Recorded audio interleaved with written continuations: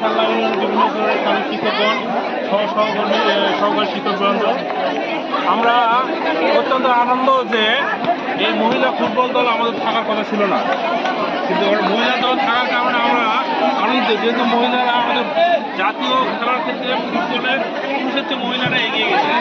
এখান থেকেও আমাদের শিক্ষা গ্রহণ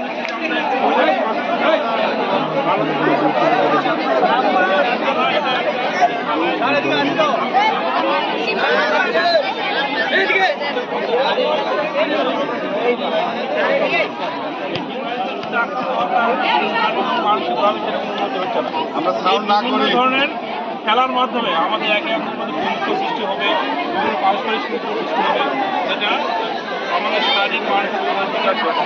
বিশেষ কিছু না বলে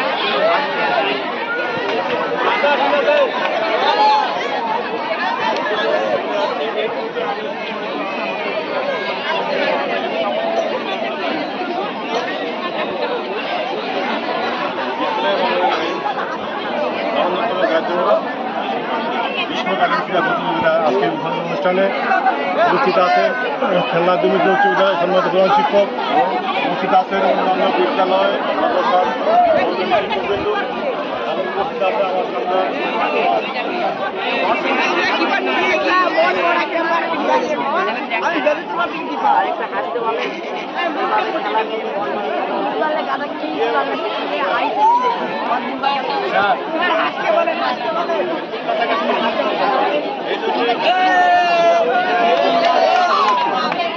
আমি আশা করবো তোমরা যে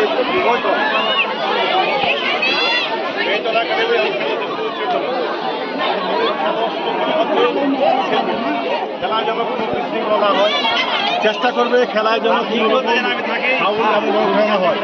খেলার উদ্দেশ্য কিন্তু বিজয় হওয়া, খেলার উদ্দেশ্য বিজয় হওয়া, কিন্তু এটাও মাথায় রাখতে হবে যে আমি পরাজিত হতে পারি, আমি হারতে পারি, এটা মাথায় রাখতে হবে। এর জন্য আমাকে রং খেলতে হবে, ফাউল খেলতে হবে, এটা যেন না হয়। খেলা একটা মানে কি বলবো, এটা একটা শিল্পীর আর্ট, সৌন্দর্য। খেলা সুন্দর, খেলা খেললে মানুষ সবাই ভালো বলবে যে আজকে বেয়েতলাকে ভালো খেলছে, আজকে খেলার জন্য মহিলা ভালো খেলছে। আমি আশা করবো তোমরা খেলা সুন্দরভাবে খেলবে, এই আশা ব্যক্ত করে আজকের এই অনুষ্ঠানে এটা খেলবে না, এটা বয়স মনে হচ্ছে, এটা চলবে না।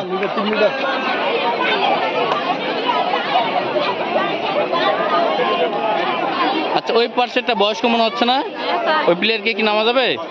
আর তাছাড়া মহিলা টিমে ছেলে কেন? হ্যাঁ স্যার।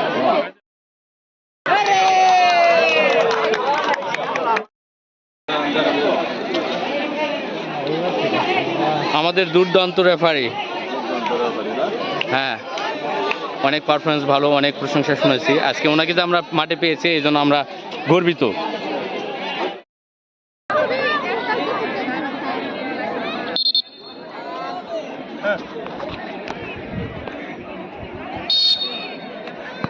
প্লে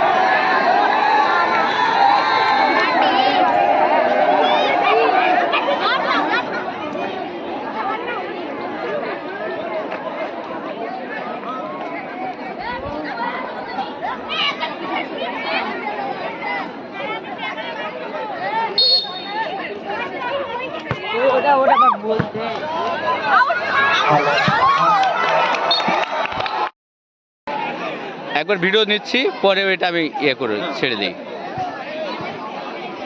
আমাদের অত্যন্ত সুনামধন্য রেফারি এবং দুইজন তারই নির্বাচিত লাইসম্যান, ধন্যবাদ।